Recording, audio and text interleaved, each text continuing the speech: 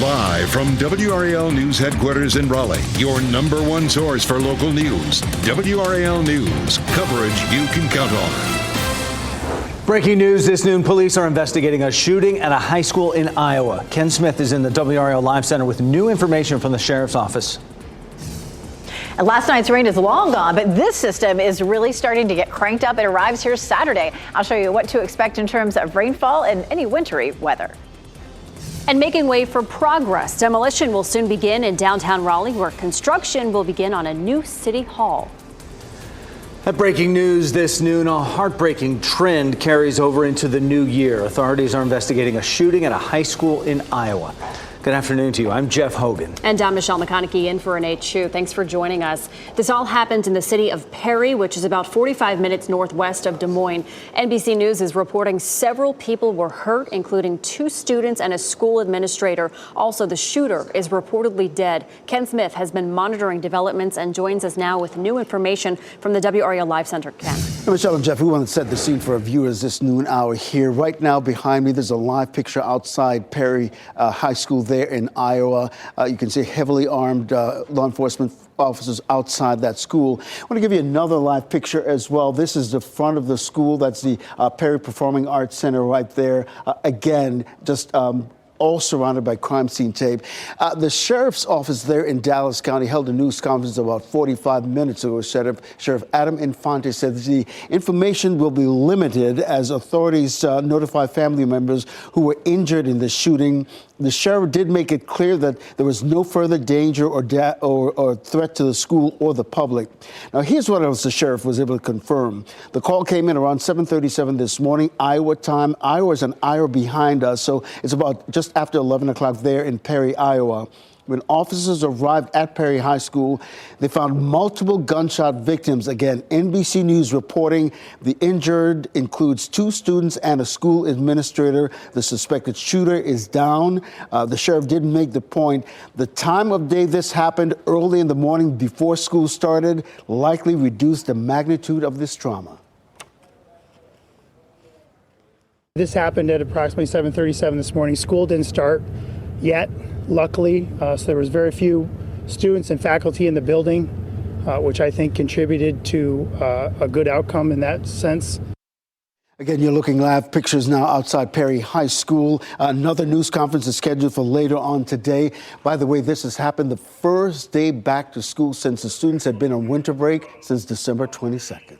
Just so terrible. Ken, thank you. Rocky Mount police are searching for the person who shot a 10-year-old boy. It happened shortly before midnight in the 600 block of Dexter Street. Police say the child was shot in the left thigh. He was taken to Nash UNC Hospital and is expected to recover. Anyone with information is asked to call Rocky Mount Police. We have a cold rain in our forecast for Saturday, so it has been declared a WRAL Weather Alert Day. Meteorologist Elizabeth Gardner is in the WRAL Severe Weather Center with a look at this timeline as it is quiet for us today, but that will all change come Saturday with the rain and how much we will see, Elizabeth. Yeah, we're taking a look at this low pressure system that's sitting there out here in the great, right there in the west right now. It will continue to move eastward. It's going to grab up some moisture from the Gulf of Mexico and pull that northward. And so we're going to see this system changing pretty dramatically over the next 24 hours. It already has some snow associated with it, but this system is going to move right through the middle of the country and arrive here early Saturday morning. With it, it brings a lot of snow. So if you're planning to travel tomorrow, Saturday or Sunday by plane, you definitely want to check your flight ahead of time because there may be some delays based on this system as it moves across the country, bringing some wintry conditions. Once it moves through here, it's likely to move up to the northeast and create wintry conditions there. We, of course, have talked about the potential for a little bit of light freezing rain with this system. We were looking at a chance of that north of I-85 as we were looking at the models yesterday. The models today have come in with a much lesser chance of that. You can see just back to our west, some of the pink areas. This is going to be Saturday at 8 a.m. We'll see maybe a very small chance of some brief freezing rain, very little accumulation, no issues with it at all. But we will see an all-day rain on Saturday. It's going to be an uncomfortable kind of day. The rain starts very early in the morning and continues into the evening. Temperatures will be pretty chilly for most of the day, but we won't be down close enough to freezing for it to cause problems here. However, once you head to Greensboro, Winston-Salem, and back toward the mountains, there'll be more freezing rain and some more wintry conditions. But for our viewing area, we're not looking at much of a threat for that. So here's what we're looking at. It is a WRAL weather alert day for Saturday. It is going to be an all-day uncomfortable kind of rain. There's a very small chance of some light freezing rain up around Person County, but it's definitely looking less likely today. We won't have any travel issues here, but we're also looking at another system that arrives on Tuesday that could cause some flooding when you add Saturday's rain to what we could see Tuesday. I'll tell you more about that coming up. Thanks, Elizabeth. Meantime, Raleigh City officials started lowering Lake Johnson around 1 o'clock yesterday. They plan to continue that through tomorrow at noon. WRAL's Chelsea Donovan is there live with the reason they're lowering the lake. Chelsea. Yeah, we should mention it's a beautiful day out here at Lake Johnson, a bit crisp and breezy. But if you look here on the banks of Lake Johnson, you can already see where those levels have been lowered by the city of Raleigh. This is all a good thing. It's to mitigate potential flooding. Now, yesterday, the city stormwater team started proactively lowering Lake Johnson ahead of the rain that Elizabeth just mentioned on Saturday and heavy rain that's expected on Tuesday. The goal, says the city, is to lower the levels over the course of the next few days, roughly about 2 feet. Now, this allows the city to store more water in the lake and reduce flooding concerns along Walnut Creek, which we all know in the past has been a significant issue. Now, the current level here right now at Lake Johnson is roughly 342 feet. That's down just about a foot from earlier in the week. Now, coming up tonight at 4 o'clock, or I should say in our later newscast, we'll get out here with one of the city engineers and talk to them a little bit about why they do that. We'll also check in with Falls Lake as well as Jordan, keep you posted on what they're doing ahead in our later newscasts. All right, Chelsea Donovan live at Lake Johnson this noon for us. Chelsea, thanks. And happening now in the WRAL Live Center, we're following some breaking news right now. I want to take you to these live pictures courtesy of Sky 5 this noon hour. The call came in for this fire at this home around 11:40 this morning. This is around about a half hour ago. This is in the Long Lake subdivision in northwest Raleigh. This home is located on Granada Hills Drive. You can see the heavy firefighter presence there at this home. Firefighters have been on the roof for the last half hour, trying to assess the integrity of that structure. You can see firefighters all around that home as well. We're working to find out exactly how this fire started and how the family is doing and whether or not they were displaced as a result of this fire. Again, this is just coming into our newsroom. We've got Sky 5 over it. We'll continue to ask questions and bring you any update here in the WRAL Live Center. Thank you, Ken. Right now, demolition work is underway to tear down the old Raleigh Police Department headquarters downtown. It's been vacant for 14 years. WRAL's Matt Tallhelm is live at West Hargett Street and McDowell Street to show us what will replace the old RPD building. Matt, good afternoon. Good afternoon, Michelle. You can already see some of the construction work underway here, the construction fencing surrounding this building, and all those windows are already pulled out of here so crews can safely remove some of the asbestos from this older building. RPD moved out of here back in 2010. Now the work is really getting started here to tear all this down. Take a look at what will go up in its place, a new 17-story City Hall. The city is calling this the East Civic Tower. It is a $206 million project to consolidate city government offices and services all under one roof. Right now, they are scattered across several buildings downtown that the city is paying about $62,000 a month to rent out. This is the city's opportunity to improve the customer service experience. Rather than navigating through downtown at 5 different locations, now residents, citizens, visitors alike will be able to come to one location and receive all city services. It's an exciting time for the city of Raleigh. That East Civic Tower will also include a new city council chambers. You're looking at that space right now. It'll be a larger space. The entire building will be glass and more open. The city says that design is meant to send a message about transparency in city government. Now, you'll really start seeing the wrecking ball coming in here to take down this old RPD headquarters in about the end of this month. Then the new building will start to rise up here in the summertime. The construction timeline here is to have everything finished in that new Civic Tower built here by December of 2026. Michelle. Very exciting. Matt Talhelm live in downtown Raleigh. Thanks, Matt. 5 people led state troopers on a chase that started in Apex in Wake County and ended in Chatham County. WRAL's Kelsey Coffey reports the police are still searching for 4 out of the 5 of those people.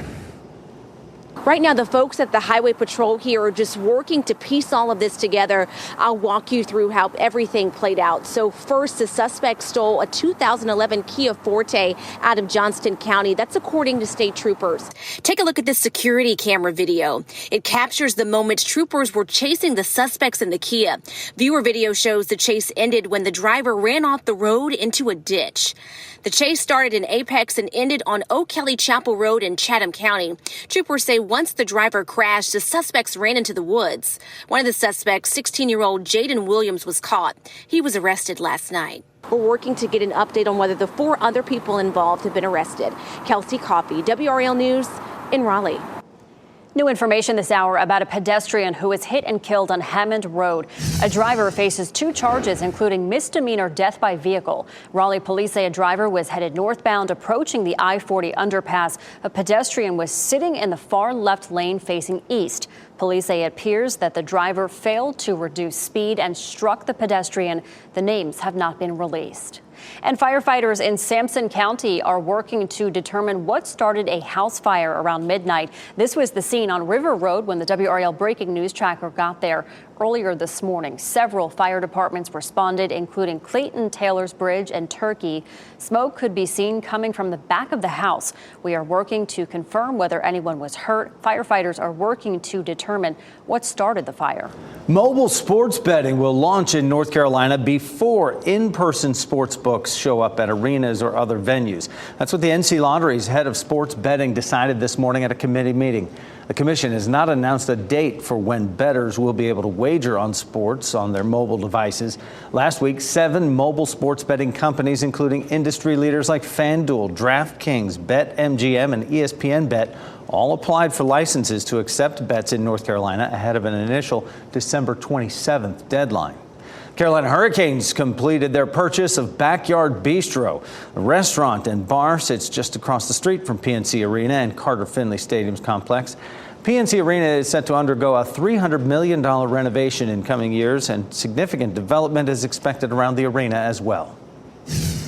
Next at noon, startling video here. The moment a defendant in court leaps over the bench to get at a judge. Now that same person will be back in court facing new charges. Also, a huge snowstorm knocks out power to thousands in Sweden. How many vehicles were stranded along a major highway there? Plus, Secretary of State Antony Blinken is headed to the Middle East. The chaos he'll address after a double bombing in Iran. Keep watching WRAL News over the air Channel 34 and Spectrum Channel 1257.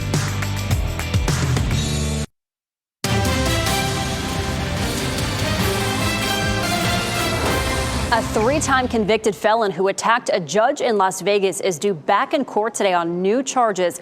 Dramatic courtroom video shows the moment Deborah Redden leaped over the bench and assaulted the judge. The video prompted a review of protocols at courtrooms in the state. NBC's Liz Kreutz reports. This is the shocking moment a man attacked a Las Vegas judge in her own courtroom.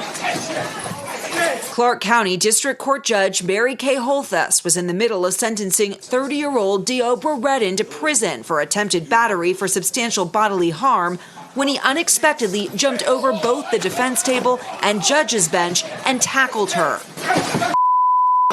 Court officials and attorneys jumping to the judge's aid. All of it caught on this courtroom video. Is she okay? A court-martial appearing injured as officers eventually subdue the defendant while helping the judge get back to her feet before escorting her out. The terrifying attack, just the latest security scare for judges nationwide. Last year, a man shot and killed a state judge at his home in Maryland after the judge ruled against him in a child custody case. While in 2020, there was a horrifying attack in New Jersey, where a disgruntled lawyer targeted federal judge Esther Salas, showing up at her home, shooting her husband multiple times, and killing her 20-year-old son. Judge Salas told Savannah about her efforts to help better protect the personal information of judges in a law named after her son Daniel that has since been passed. What are you hoping will happen now? What I'm hoping will happen now is that we will expand these protections nationwide. This is a matter of life or death. Wednesday's incident now raising new questions about security in courtrooms. In a statement, the Las Vegas court saying, "We are reviewing all our protocols and will do whatever is necessary to protect the judiciary, the public, and our employees." That was Liz Kreutz reporting. Redden faces multiple new felony charges of battery and battery against a protected person, meaning the judge and court staff. A father and son are charged in connection with the deaths of a pregnant teenager and her boyfriend, who were found shot to death a day after Christmas. 19-year-old Christopher Preciado is charged with capital murder. His father, Ramon, will be charged with allegedly helping his son try to hide the bodies. Savannah Soto was last seen one day before she was scheduled to be induced. Police found the bodies of Soto and her boyfriend, Matthew Guerra, in his car. More charges are expected out of this. South African Paralympic gold medalist known as Blade Runner is set to be released from prison tomorrow. Oscar Pistorius was convicted of murdering hhis girlfriend, Riva Steenkamp, on Valentine's Day 2013. He shot her through the bathroom door of their home, claiming he thought she was an intruder. Pistorius cannot drink alcohol, give media interviews, or leave Pretoria, South Africa, where he will live. A Disney employee is suing the company for allegedly covering up a pattern of sexual misconduct by a former executive. The lawsuit claims Nolan Gonzalez assaulted the woman several times in 2017 when she was incapacitated. She says that management knew about his alleged history of sexual misconduct, but refused to take action against him. Gonzalez left the job in 2022. And the woman who persuaded lawmakers to designate Juneteenth as a national holiday is getting a special gift. More than 80 years ago, a racist mob set Opal Lee's Fort Worth, Texas home on fire. Now she owns the land where that home once stood. This is a look at plans for the new home being built for the 97-year-old. She recently learned that the plot of land was owned by Habitat for Humanity. She asked to purchase it, but officials gave the land back free of charge after learning the history. Miss Lee is expected to move into her new home this year. A huge snowstorm left 1,000 vehicles stuck on a main highway in Sweden this morning. Some people were stranded on the side of the road for nearly 24 hours, and major roads and highways were shut down amid the traffic chaos. The Swedish armed forces had to deliver food and water to those stranded, and thousands were also left without power. It's expected to get worse as local meteorologists forecast even colder temperatures this week. In other parts of Europe, flooding is the problem after the latest Atlantic storm. In northern France, rescue crews helped evacuate residents from homes in a region that has flooded for the second time in 2 months after heavy rainfall. The German Weather Service warns of continuous rain and risk of rising water levels. 10 departments in France remain on high alert out of all this. Wow, my goodness, what a sight to see there.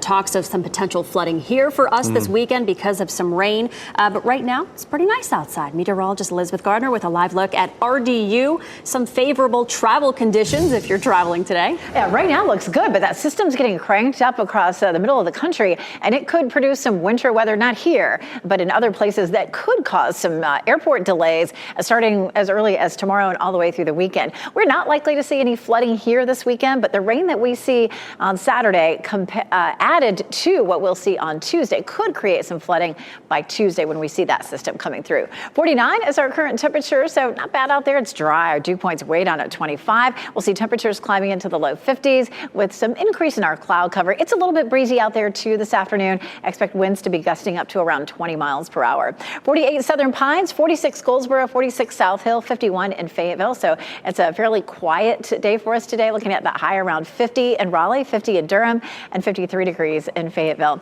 We take a look at quiet conditions now. We are seeing a flood. If you can see those wind streams coming right out of the northwest, that's going to drop our temperatures overnight tonight. So overnight last night, we were above freezing. Our normal low is at freezing, but tonight we drop down to 25. It stays chilly tomorrow and a little breezy. And then Saturday morning, the big question is, will it still be below freezing as the precipitation begins? And if so, what does that mean in terms of wintry precipitation? The models are really backing off of much wintry precipitation for us as our temperatures are starting to warm a little bit. So today looks nice, partly cloudy, 51. Tomorrow, pretty chilly. We start 25, end up with 47. And then the rain begins late Friday night, early Saturday morning. In some places, the temperatures could be as low as 30, but we do start to see the models bringing those temperatures up a little bit. We'll see a high of 50 degrees on Saturday. So we're looking just at an all-day chilly rain. A lot of the day, it'll feel like 40s. We'll see that steady rain around an inch, which is not likely to cause any flooding. And now it looks like any freezing rain in our northwestern counties is becoming less and less likely. The purple shaded area is where we could see a little bit of light freezing rain. And yesterday, that was solidly in our viewing area, and now it just looks very patchy. I've got another version of Futurecast to show you. We're not likely to have any impacts across any part of our viewing area, and we'll just see a cold rain all day. It's not out of the question if something changes slightly with our forecast or with the arrival time of the system that we could see a little bit of light glazing up around say Person County, but it's just looking less likely. The models are really backing off of that. So right here is where we would have a 5% chance of a 1/10 of an inch of ice, and that is outside of our viewing area. So that whole area where we're expecting any freezing rain is outside of our viewing area.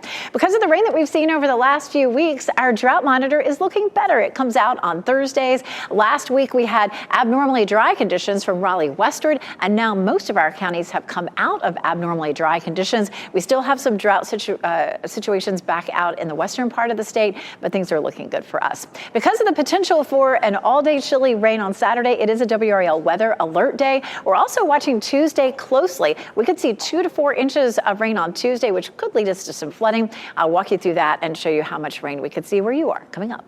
Thanks, Elizabeth. 23andMe is shifting the blame for a data breach that affected millions of users. Why the company says the violation was the victim's fault. Okay, Jeff, question for you. Should pineapple go on pizza? I eat pizza off the floor. I don't care what's on it. My goodness. I'll take pineapple on it, yeah. Hawaiian, right? Right. Well, depending on who you ask, there are just some things that do not go on pizza, Jeff. No pineapple.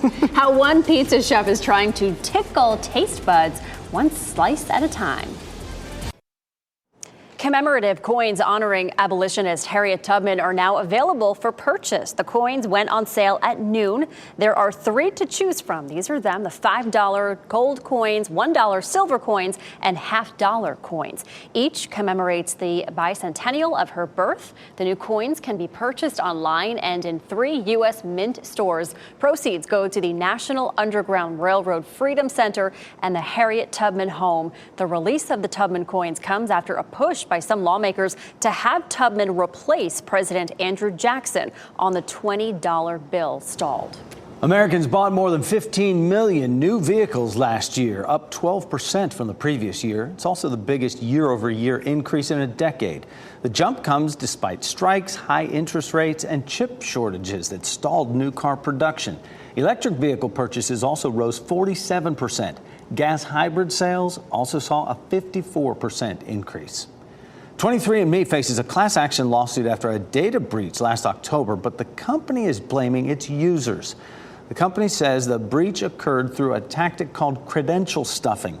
It's when hackers obtain login information from another breach and use those same credentials elsewhere. Nearly 14,000 23andMe accounts were accessed using credential stuffing. Hackers also reportedly accessed data from more than 6 million other users as well. A third-generation Italian pizza chef says that he hopes that his new creation will help end food prejudice. A renowned Naples pizza maestro has added pineapple to his pies. The fruit is pre-baked in the oven, then it's cooled. Then he adds a tomato layer to the dough, sprinkled with at least 3 cheeses and then topped with pineapple, cooked twice for a caramelized feel. His pizza has gone down well with many, but some are skeptical because they say, no, this doesn't belong on pizza. That does sound good, though. I'd try that. All right, well, tensions are boiling over across the Middle East. The latest effort by the U.S. to avoid another escalation between Israel and Hamas. Plus, the beginning of the year is a great time to reassess your retirement savings, how some new provisions could help boost your bank balance. And this will boost it as well. Your NC Education lottery numbers on your screen right now. Shot in 4K ultra high definition. Your number one source for local news. WRAL News. Coverage you can count on. A double bombing in Iran killed at least 84 people as they marked the death of an Iranian military leader assassinated in an alleged U.S. airstrike 4 years ago. This comes as the leader of Iran's proxy militia Hezbollah vows revenge for the killing of a Hamas leader in Lebanon.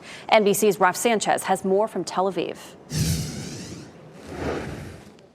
Secretary of State Antony Blinken is heading to the Middle East today, and he is arriving in a region that feels like it is on the brink, from Iran to Iraq to Yemen to Gaza, and here in Israel and across the Lebanese border. Israel's military says they are at peak readiness in anticipation that there will be retaliation from Lebanon in response to the assassination of that senior Hamas leader in Beirut earlier this week.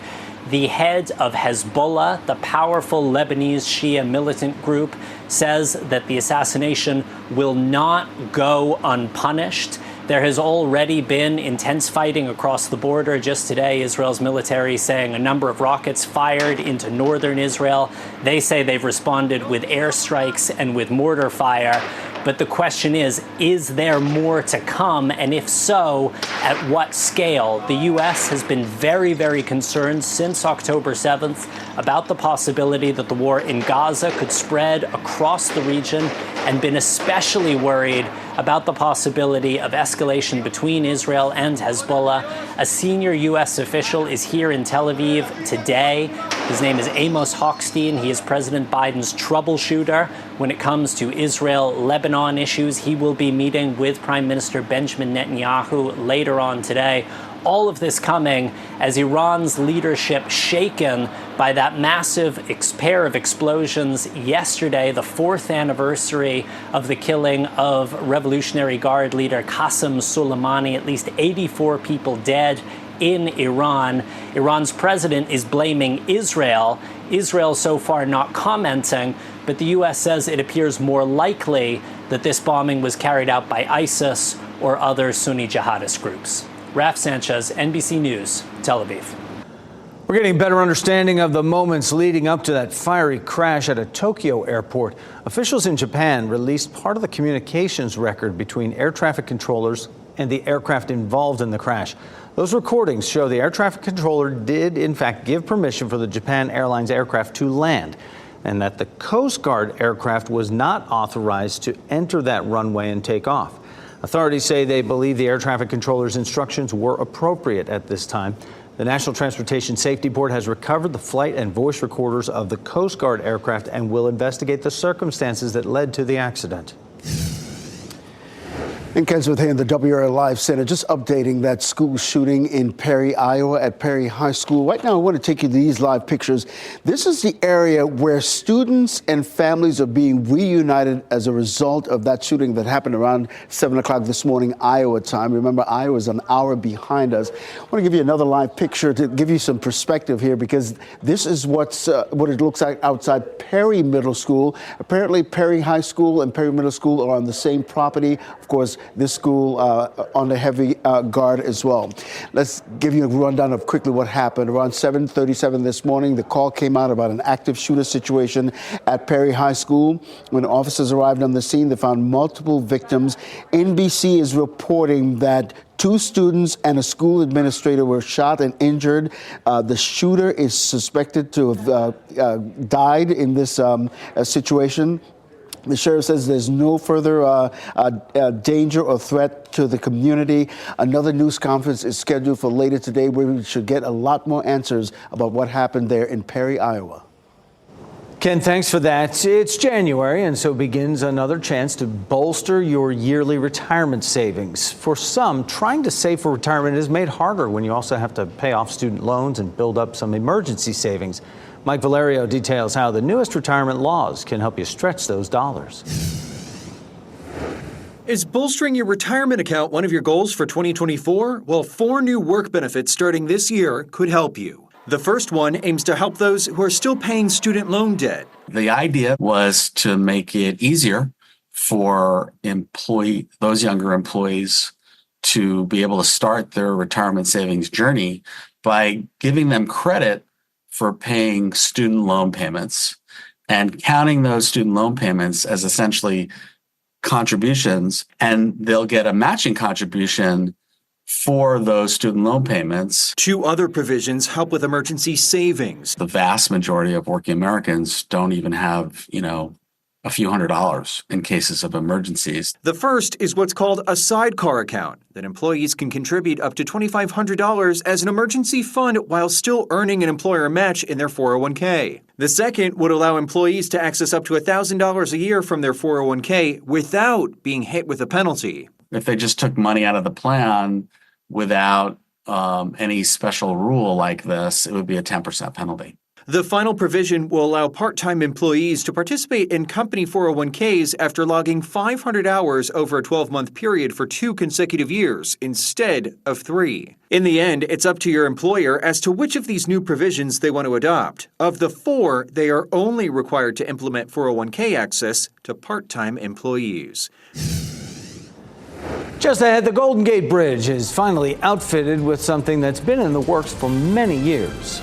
And new year, new travel destinations. Our state's 2024 travel guide is out. We'll tell you what's in it. And for news, traffic, and weather of the day, make sure to download the WRAL News app.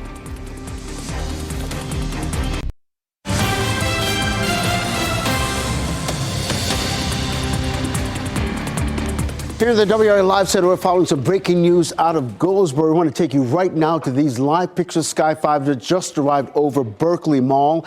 Here's what we've been able to confirm. 2 people were shooting at each other inside that mall. Those 2 people are now in custody. The mall currently is on lockdown. You can see the heavy police presence there.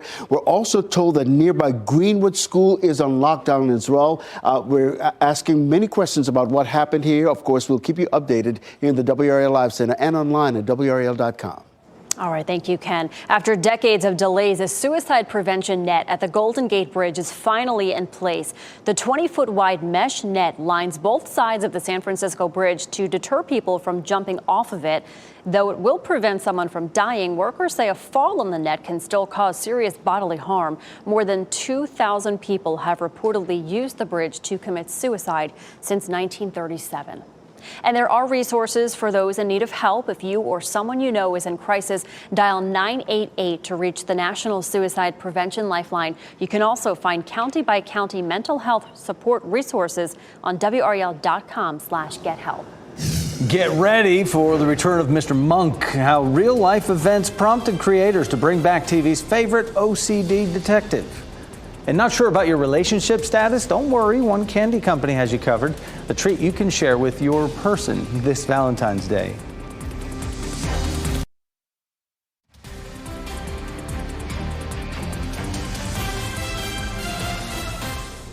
Welcome back. 12:43 on your Thursday afternoon. You're looking live at the beautiful WRAL Azalea Gardens. You're watching WRAL News, available on YouTube TV and the WRAL app on your TV or streaming device.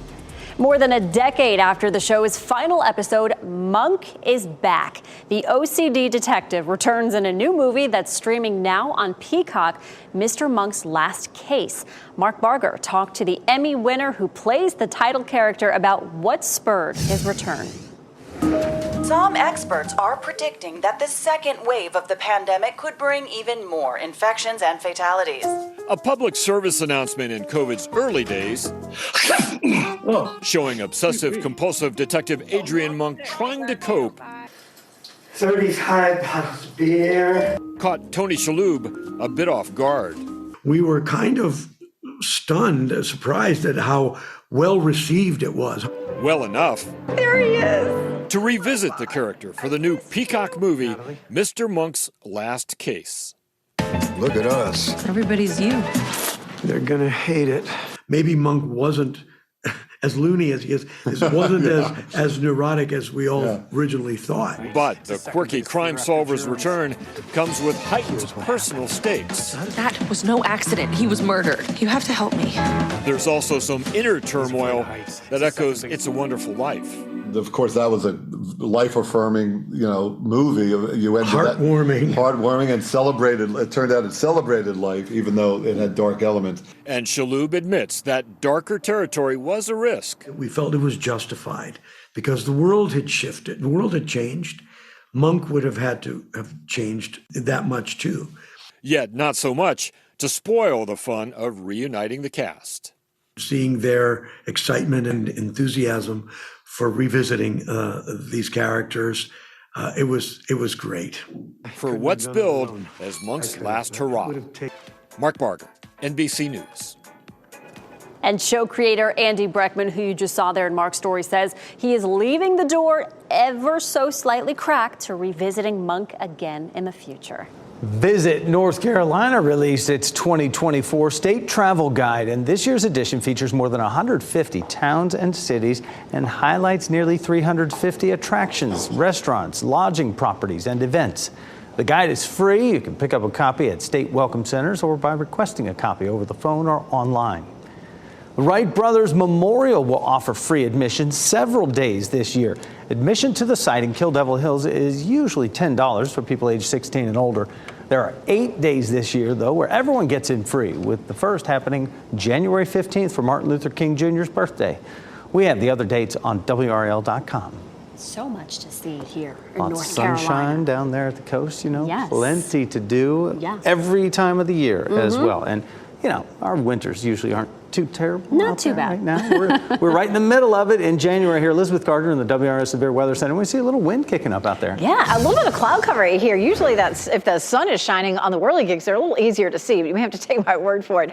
They are spinning around out there. Take a look at the wind. Our wind is coming out of the northwest. If you've been outside at all today, you probably noticed that wind feels chilly. It actually is going to be near normal this afternoon in the low 50s, but that wind's making it feel chilly. We're gusting to 21 in Southern Pines. The actual wind, the steady wind is on the left side, and the gusty winds are on the right side. So we're steady out of the northwest at 13 in the Triangle, gusting to 21, gusting to 22 in Goldsboro, gusting to 25 in Rocky Mount, and gusting to 21 in South Hill. And that's likely to continue through the afternoon. Once we hit sunset, the winds will start to die down a little bit. Here comes the system for Saturday. As it moves eastward, notice already a good bit of snow with this, a little wintry mix there. As it moves farther east, it's going to grab up some moisture from the Gulf of Mexico and become a pretty big storm that has some pretty big impacts across the country. The impacts here for us on Saturday, which is a WRAL weather alert day, are just going to be uncomfortable. We'll see a steady rain all day, looking at about an inch of rain. It won't be enough to cause any flooding, but the rain that we see today paired with what we'll see on Tuesday could cause some flooding.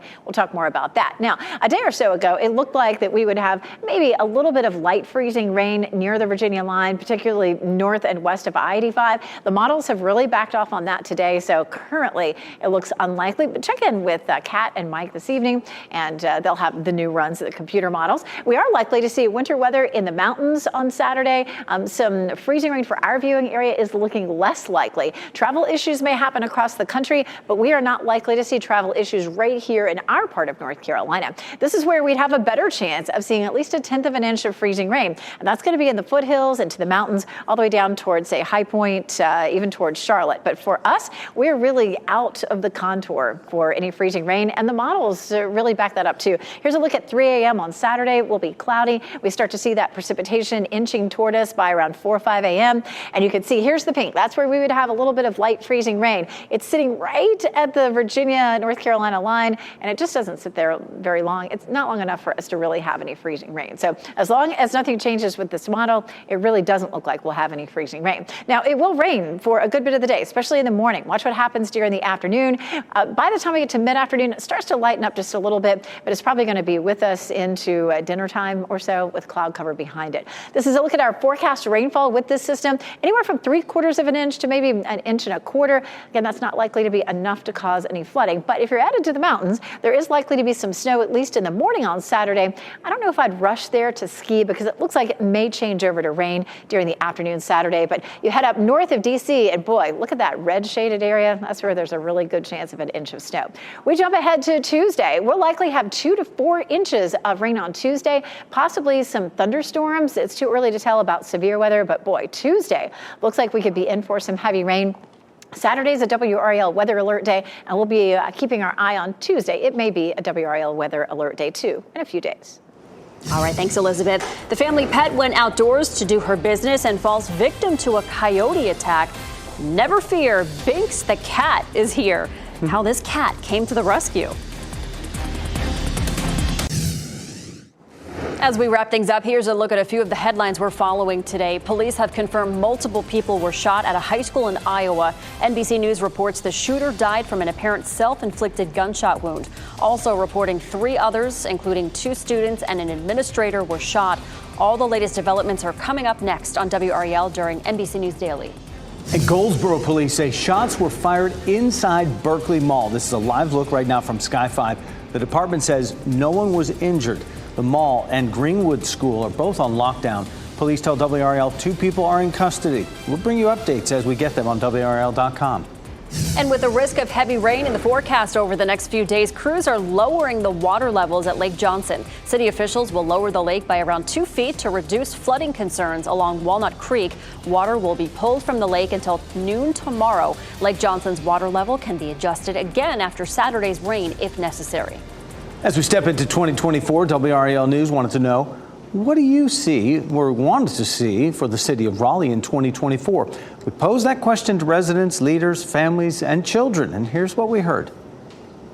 I want to see more historic buildings, more historian things that help learn and stuff. Like when kids are going on field trips and stuff, they're going to see historic things, more things that help you learn and all that. A hip-hop dancing club for kids because I'm good at it and I've been doing it for 1 year. I want a Wawa. I want Raleigh to bring the North down to Raleigh.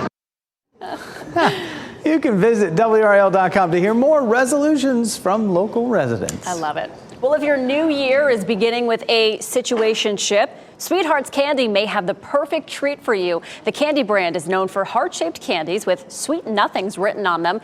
Now the company is releasing limited edition boxes for those not in a traditional relationship. The new heart candies feature blurry misprints that the brand is calling messages as blurry as your relationship. Situationship was one of the top 4 words of 2023 by Oxford University Press. You've heard the saying, a dog is man's best friend, but it appears a cat can also be a dog's best friend. Security footage shows the family dog Oakley outside in the yard in Oklahoma. He gets attacked by coyotes. And that's when Binks the cat appears out of nowhere there and just runs them off, giving Oakley time to run inside the house.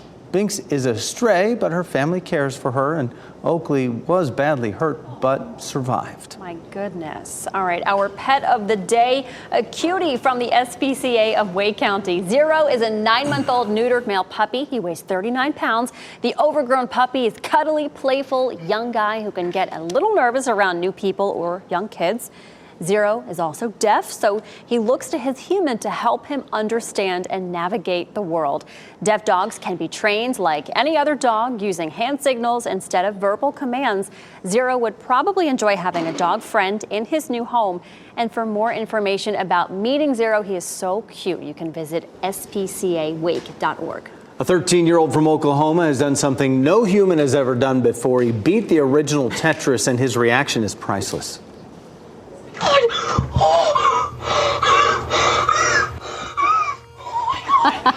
It's like hyperventilating. Willis Gibson shared the moment he reached the game's so-called kill screen there. His score, 999999. So he broke the game when he reached level 157. The screen doesn't have the code for that. It wasn't designed to go that high. So there you have it. Wow. We'll be back with NBC News Daily next on WRAL. Keep watching WRAL News over the air channel 34 and Spectrum channel 1257.